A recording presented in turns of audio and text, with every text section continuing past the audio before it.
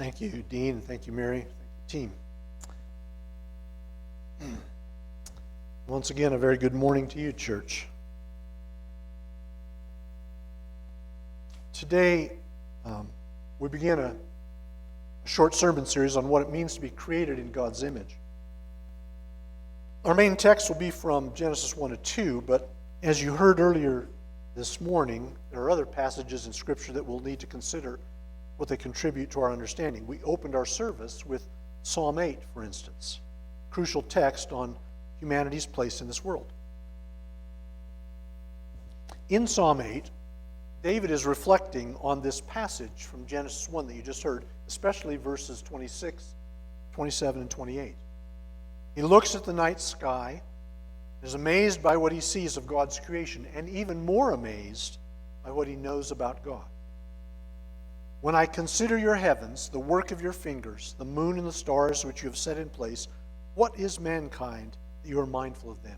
Human beings, you care for them. Think about that scene for a moment. David, out in the fields with the sheep, or perhaps on the roof of his house in Jerusalem, he's gazing at the night sky. There isn't any light pollution to obscure his view. So if the night is cloudless, he has a clear and glorious view of the Milky Way, much like what you see on the slide there. An absolutely spectacular sight. But David doesn't know about the Milky Way. He doesn't know about comets or galaxies or nebula or the expansion of the universe. He doesn't even know what the stars are. He recognizes patterns in their arrangements and movements. He can tell that they're different from one another. Some are brighter, some move more quickly. But to David, the stars are mysterious points of light in the heavens, smaller than the sun and the moon, not explosive like lightning, more like campfires spread across the sky, or torches held by heavenly beings who move in a complicated dance each night. What David does know is that the stars are the work of God's hand. They're part of his creation, and they display the glory and the greatness of God who spoke them into being. Now we now know a lot more about those lights in the sky. We can identify which of those lights are planets, or comets, single stars, galaxies of stars. This, by the way, is a shot, one of the latest shots from the James Webb Space Telescope. All of those points of light that we used to think were stars, those are galaxies. We can measure their energy output. We can determine their age. We can classify them by their size and their type. We can map their positions in the universe, gauge their distance from us and from one another. But for all that we have learned, there's still so much that we do not know about the universe. I recently heard an astrophysicist say that if you made the entire universe equal to the oceans on the earth, the amount of the universe that we have studied would equal 1 12-ounce glass of water. And on top of that, each new discovery reveals more that perplexes and astounds us and adds to the growing list of questions for scientists and cosmologists and theologians alike. However, that growing list of discoveries and new questions about our universe continues to give us more and more support for defending our faith in God as the creator of the universe. From the astronomical to the subatomic, the complexity and precision of everything we see in this universe screams out the power and wisdom of our God. Our observation of the universe can tell us about the greatness of God. But the splendor of the night sky, the vast, unimaginable scope of space, just pictured in this little slice, does not tell us why it exists or what its purpose is. And for that, we need the perspective of the one who made it. And his word tells us that the culmination of God's creation was not the explosion of trillions of galaxies across 14 billion light years of space, but the creation of human beings. The greatest expression of God's glory in creation is not those mysterious lights in the night sky, but the first man, first woman. The presentation of the creation story in Genesis 1 is very intentional. Everything leads up to the climactic moment in the passage we heard today when God announces that he will create men and women in his likeness. That is when creation is complete, when it is very good. All of creation, everything that God made, was preparing the way for people. The universe, in all of its intricate complexity, with more than 100 factors, in fact, a lot more than 100 factors, each of which must be fine-tuned to exquisite precision for life to have ever existed at all. That vast universe was made so that people could live on this planet for a short time in the history of time and space. And if that doesn't humble and thrill you, I don't know what will. Among all living beings, human beings have been created in God's image. All living things, I should. Gorillas are stronger. Cockroaches are hardier. Angels are more powerful. But nothing else in creation, at least in this world, carries God's image. We are unique among all that God has made. So what does that mean? And what is our place in this world that he has made for us? Now, the first thing to note is really quite obvious. It bears mentioning because so many people and so many religious groups ignore this most basic fact. One key point about our place in this world is that there are only two distinct categories of reality. The first category is uncreated reality, that is, God himself. The eternal God, the blessed Trinity, he's the only self-existent being, the only one without a beginning, the only one who is uncreated, who was before the creation of anything other than himself. And the second category is created reality. That's everything else other than God. The distinction between those two categories is absolute, eternal, and permanent. Our place in this world is firmly located in that second category. Nothing in that second category can ever move to the first category. Okay? Because nothing that has been created can ever be uncreated. We will never become divine. We will never become God or a God, no matter what the Mormons or the Scientologists or sci-fi writers would like us to believe. And the universe is not the same thing as God. It cannot send you messages or recognize your feelings or respond to your desires. Pantheism, which is the belief that the universe and God are one and the same thing, is characteristic of Hinduism. It's been borrowed by a lot of people in our world today, but it makes no sense.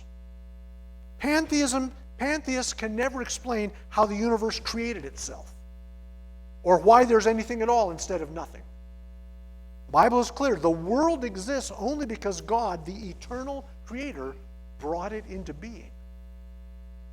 And since we share this feature of being created, we are connected, all that's been created, particularly to this earth, its geography, its ecosystems, its flora and fauna, its history, its development. Our health, our well-being, our knowledge, our prosperity, our sense of identity, all of that depends upon having a right relationship with what God has made, this good world in which he's placed us, and a right relationship with him, the one who designed and made it for us. Now, over the past half century at least, especially, I guess I should say over the past half century, it's become more common to hear people say that we need to live in harmony with nature. That could be a bit of a buzzword or a cliche. It can even be a false substitute for a true understanding of God and our purpose as his people, because nature is not God, and living in harmony with nature is not the same thing as knowing God and living in dependence upon him and according to his ways. But even so, we were never intended to live in ways that ignored the world that God made for us. This world is God's gift to us. It is His provision for us, our food, our shelter, our resources. It is our classroom. It's our laboratory. It's our storehouse. It's our home. Some of the latest research on health and well-being has demonstrated this remarkable, it's an astonishing conclusion. You can't possibly imagine what it is. It's that if you want to be well and live longer with better health, take a walk outside in the forest regularly. Who knew? What a concept. That your mom was right all along. Go outside and play. Just do it. Whether we think about the universe as a whole in its entirety or some part of it, all of creation reflects God's nature and His character. Creation displays His power, His wisdom, His goodness. It is a vehicle through which God reveals Himself to us. That means it is therefore possible to recognize truths about God through what He has created. God can be seen and known to some degree through what He has made. That's why the psalmist can say in Psalm 19, "The heavens declare the glory of God. The skies proclaim the work of His hands. Day after day they pour forth speech. Night after night they reveal knowledge." They have no speech. They use no words. No sound is heard from them. Yet their voice goes out into all the earth, their words to the ends of the world. Because God speaks to us through His creation, not just nature, but human history, human conscience, we can discern truth about Him from carefully examining what He has made. But people are different. If we look at human beings simply as a part of creation, we can see some things that reveal God to us. The complexity of the human body, for instance, points to a creator. The fact that human history is filled with cultures that recognize the reality of the spiritual realm and show evidence of interaction with beings that exist solely within that realm. Well, that points to a God who created both the physical and the spiritual dimensions of this universe, which points to His own spiritual existence. However, the Bible declares that people are not simply a part of this creation. Genesis 1:26 and 27 tells us that human beings are distinctly different from every other created thing in this one detail. They are created in the likeness of God. They carry His image. All of creation can reflect God's nature in some capacity, but only human beings bear His image. And that sets us apart from inanimate matter, from stars and moons and mountains, from plants and from animals, and even from angelic beings. Now, Genesis stands alone among writings from the ancient world in making this distinction about people. The creation stories of the ancient Near East depicted the gods creating people in order to have slaves who would provide them with food and manage the world for them to do their bidding. None of those stories marks humans as uniquely valued because they carried the image of God. Instead, humans are the worker bees who are needed to make sure the queen bees, that's the gods, have what they need to maintain their life of divine leisure. And this picture of the gods and the people mirrors the normal cultural pattern of life in the ancient world. There's rulers and powerful, wealthy men who have slaves that do all the work, while the elite live in luxury and ease. It's the same with the gods, they figure. And actually what we see in the stories from ancient cultures in the Near East and even elsewhere is that the gods are regarded as beings who are like humans, only with greater powers. They are, in essence, created in our image. Romans 1 reminds us that humans abandoned their knowledge of God to create for themselves idols, gods who were like them. That's part of the reason why the mythologies of the world portray gods who are lustful, who are power-hungry, scheming, who are duplicitous, who are jealous, who are capricious and arbitrary, who are self-centered, who are vicious. The truth of God was corrupted to match with our own sinfulness, and then that gets passed down as religious explanations of the world. The modern world, especially since the 1850s, since Darwin's publication of his Origin of Species, has similarly devalued human beings. Humans are viewed as one species among millions of species. Nothing qualitatively different about us that distinguishes us in any positive way from every other animal or makes us more valuable. The uniqueness of humans is denied, so that the existence of God can also be denied. Nature replaces God in the modern mind. We once again worship that which is created instead of the Creator. This has led, quite predictably, to a kind of hatred of humanity by some who champion the protection of plants and animals. They see human activity as the primary threat to nature. It is human activity which has endangered ecosystems and led to the disappearance of various species of animals or plants. Consequently, they conclude that humans are the problem.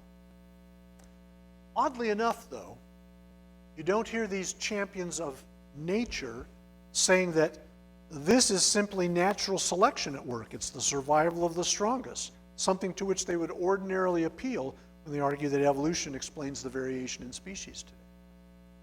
No, human activity must be stopped or hindered in order to allow the flourishing of nature, meaning nature without any humans in it. And this is seen as the utopia toward which we should be moving.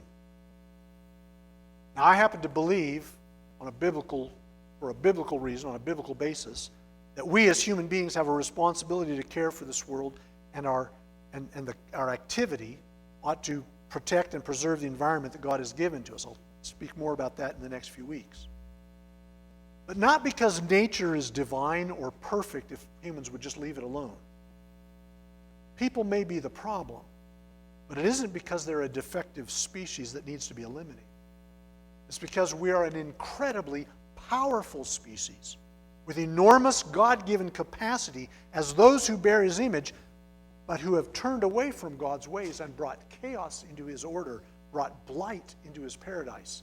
We need to be restored to our proper place in the world that God made for us. The truth is that you and every other human being on the face of this planet is a person of inestimable value. Because you've been created in the image of God, you are beloved by God more than anything else in the world. Nothing else comes close to you in value. Nothing else means more to God than you. He wants you. All of you, all of the people in this world, even the ones you don't like. You are the apex of His creation, the most highly valued part of this entire universe, with the most potential for good in all the world. So what is this image of God? What does it mean that we're created in His image? The biblical concept of the image of God is a huge topic, far more than we can tackle in a sermon. I'm just going to list what I believe to be the 7 most important characteristics of the image of God, the things that make us unique as human beings. I'm really only going to emphasize one today and then one next week. But here's the list. Number 1, rationality. Humans have the capacity to reason and to imagine. We're able to make observations about our world and about ourselves. We can evaluate those observations. We can come to conclusions that give us a warrant for our behavior. We can have novel thoughts, things that no one else has ever thought before, new ideas about possibilities that do not yet exist, which may actually be impossible in this world. We can consider what are called counterfactuals. That is a proposed scenario or a possibility, something that's not actually real, like the Marvel universe or a well-functioning government. We can imagine that. Personhood, secondly. Human beings, I can say of any human being, I know myself as a person distinct from other people. I know that I am me and you are not. I know that you're not me and I'm not you. I'm aware of myself. I'm able to consider what's happening to me, consider what I wish, what I do not want, what I have experienced, how I feel. Those things are me. Number 3, communication.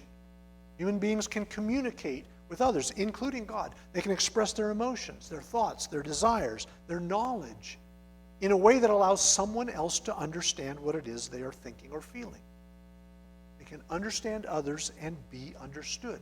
In particular, humans can communicate through the use of symbolic systems, such as language, whether that's oral or written or signed, through scientific or arithmetic or musical notation, through artistic expressions. And these symbolic symbols can allow the preservation of information and knowledge, which can then be transferred to later generations. Number 4, relationship. People have the capacity to form meaningful, loving relationships with others, including God. This capacity is actually one of the most important aspects of the image of God. Because God is, at his deepest essence, he is the union of three divine persons in a relationship that is perfect unity. To bear his image is to have the capacity, therefore, to know and to love another person. Creativity is a fifth feature of the image of God. Human beings have the capacity to reproduce biologically and bring a new being, new life into the world. They also have the ability to create meaningful and significant products, processes, and ideas and systems, artistic works that improve or benefit the world, things that reflect both God's person and nature and one's own person and nature. That's given to us as part of the image of God. Number 6, rulership. As someone created in the image of God, each of us has the authority and capacity to govern oneself and any others for whom one is responsible. We're going to explore this more deeply next week. But it's one of the essential aspects of bearing God's image. The one I want to focus on today is number 7, and that's responsibility. Every person has the ability to respond to God, to do so freely, has the ability to freely choose one's actions, and the moral duty to obey him.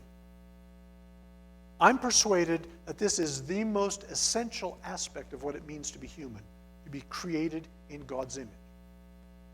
When God decided that he would create a being, that there would be something else in the universe besides him, a being whom he could love and who could love him in return, this capacity to respond to God was a necessary part of the decision to create a human being. The ability to love God requires the ability to respond to him. It also requires the ability to do so freely without being compelled to do so, whether by force or by necessity. And that ability to respond freely to God requires another capability right along with it, and that is the ability to freely choose one's actions. Love, by its very nature, cannot be compelled. Free will is a necessary part of the spiritual structure of the universe that God made, because he made beings who were not simply an extension of himself, but real persons whose choices he would allow to stand. And that ability is an essential and inseparable aspect of the real universe that God made.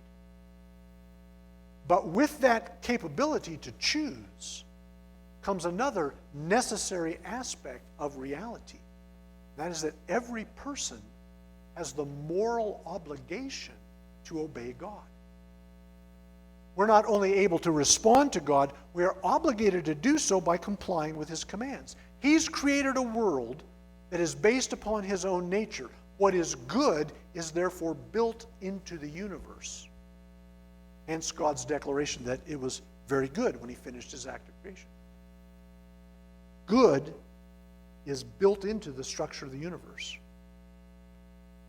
The real possibility of choosing God, of complying with his commands, carries with it the real possibility of choosing otherwise. Evil is therefore inherently and necessarily possible, given the creation of real beings who have actual free will, the ability to choose not God, the ability to say, I'm going to do what I want instead of what you tell me. Our moral responsibility to God and to his commands is therefore at the heart of what it means to carry his image. And this is what makes us different than everything else in creation, sole exception of angelic beings. Plants and animals, although they are alive, cannot sin or be immoral.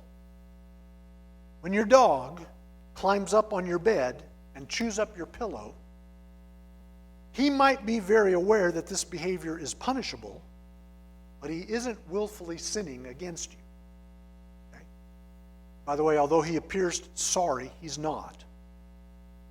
He's not repentant. He is emotionally connected to you and he wants to please you, but that's not the same thing. Okay? When the lion kills the gazelle, it's not murder. When he kills a human, it's not murder. When the jackal takes part of the carcass away, it's not theft. When your garden doesn't flourish despite your care and concern, it isn't being rebellious. Okay? Animals and plants do not carry the image of God. Therefore, they are not morally responsible to Him for what they do. People are different, though, than the rest of creation. We are unique. Not just unique individuals, we are unique as a species. Our place in this world is unique. We carry God's image and therefore are responsible to Him for what we do. But never forget, the responsibility is only there because you are so very valuable to God and so important for His plan for this world. He cares infinitely more about you than about all of the animals on this planet, and He cares for them deeply. It's because you have such immense potential for good or for evil that you are morally obligated to Him to follow His commands. And God wants what is best for you. He wants what will fulfill your purpose, what will bring you the greatest satisfaction and joy, because you bear His image. You stand apart from and above all the rest of His creation. What does the Scripture say? To whom much is given, much is due. Our responsibility to God is in exact proportion to the possibility of what we can become, what we can do as His image bearers. More about that next week. Be sure to come back.